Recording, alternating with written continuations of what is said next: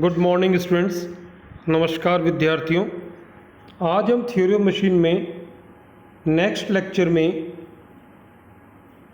Links के types पढ़ने के बाद में आगे हम types of kinematic pair, types of constraint motion, ये सब पढ़ने जा रहे हैं। स्क्रीन पर आपको एक मैकेनिज़्म दिखाया गया है जो कि जो कि 4 बार चेन है, 4 छड़ चेन है। आप इसमें स्पष्ट देख रहे हैं लिंक के नाम 1 2 3 4, ये 4 लिंक है, 4 छड़ चेन कहते हैं इसे। अब हम आगे पढ़ें। हमने पिछले लेक्चर में पढ़ा था कि निरुद्ध गति होनी चाहिए। निरुद्ध गति क्या होती है? ये 3 प्रकार की होती है कंस्ट्रेंट मोशन। सबसे पहली कंस्ट्रेंट मोशन है कंप्लीटली कंस्ट्रेंट मोशन, पूर्णतया निरुद्ध गति।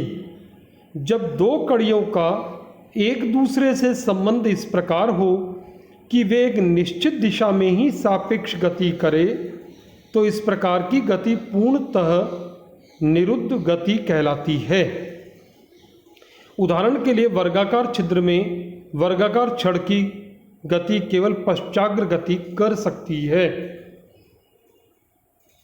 एक जो चित्र है इसको हम देखेंगे अभी, पहले इंग्लिश में इसको देखें। When the motion between a pair is limited to a definite direction irrespective of the direction of force applied, then the motion is said to be a completely constrained motion.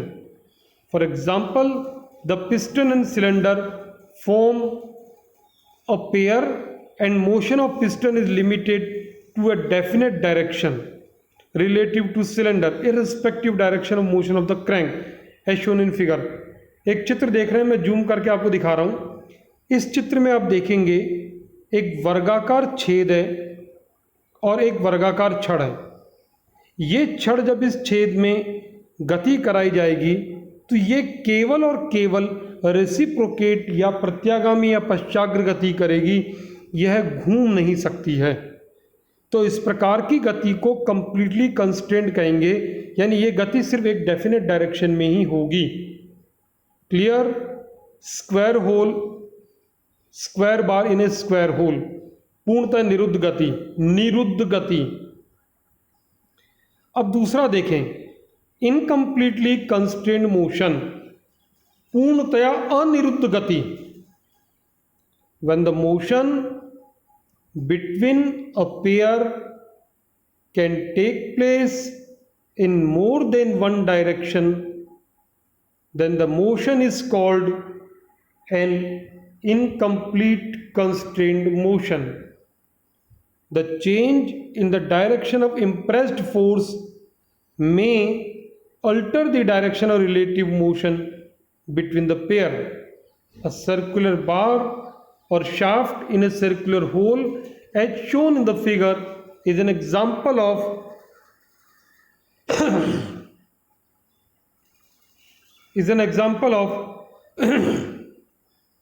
an incompletely constrained motion, as it may either rotate or slide in a hole. These motions have no relationship with each other. जब कई कड़ियाँ अवयव एक दूसरे से इस प्रकार से संबंधित हों कि वह किसी भी दिशा में सापेक्ष गति करने के लिए स्वतंत्र हों, तो ऐसी गति अपूर्ण निरुद्ध गति कहलाती है या पूर्णतया अनिरुद्ध गति कहलाती है। जैसे वृत्ताकार छेद में वृत्ताकार शाफ्ट घूम भी सकता है और आगे पीछे भी सरक सकता है। इसी को हम अगले चित्र में देख सकते हैं। यह चित्र आपके सामने है। एक राउंड होल है, वृत्ताकार छिद्र है, एक शाफ्ट है जिसका क्रॉस सेक्शन भी सर्कुलर है। अब ये जब गति करेगा तो ये आगे पीछे भी हो सकता है और अपने अक्ष पर भी घूम सकता है। इस प्रकार से कोई इसकी डेफिनेट मोशन नहीं है, तो हम इसे पूर्णतया अनिरुद्ध या अपूर्ण निरुद्ध, पूर्णतया अनिरुद्ध, कंप्लीटली इनकंस्ट्रेंट मोशन कहेंगे। पहले हमने देखी थी कंप्लीटली कंस्ट्रेंट, ये कंप्लीटली अनकंस्ट्रेंट मोशन है। तीसरी होती है सक्सेसफुली कंस्ट्रेंट, सफलतापूर्वक निरुद्ध गति। सफलतापूर्वक निरुद्ध गति, when the motion between elements forming a pair is such that constrained motion is not completed by itself but by some other means, then the motion is said to be successfully constrained motion. Consider a shaft in footstep bearing as shown in figure. The shaft may rotate in a bearing or it may move upwards. This is the case of incompletely motion, but if the load is placed on the shaft to prevent axial upward movement of the shaft, then motion of the pair is said to be successfully constrained. जब कड़ियाँ इस प्रकार से जुड़ी हों कि वह किसी भी दिशा में एक ही दिशा में सापेक्ष गति करती हों, तो गति सफलतापूर्वक निरुद्ध गति कहलाती है। उदाहरण के लिए फुटस्टेप बियरिंग में ऊर्ध्वाधर शाफ्ट भार के कारण उसकी अक्षीय विस्थापन की गति निरुद्ध होती है।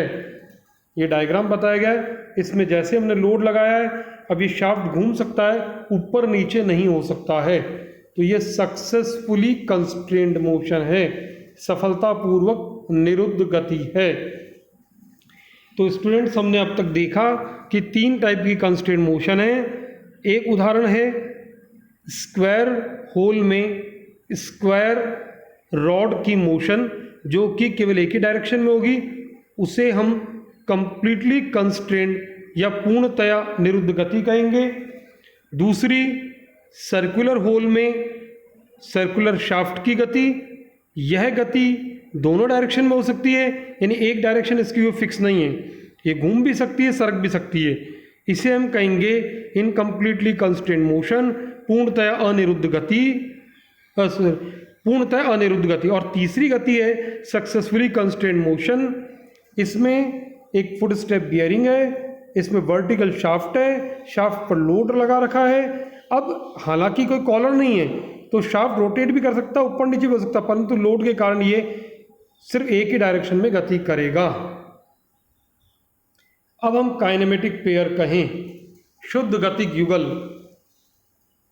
The two links or elements of a motion machine when in contact with each other are said to form a pair. If the relative motion between them is completely or successfully constrained, the pair is said to be kinematic pair.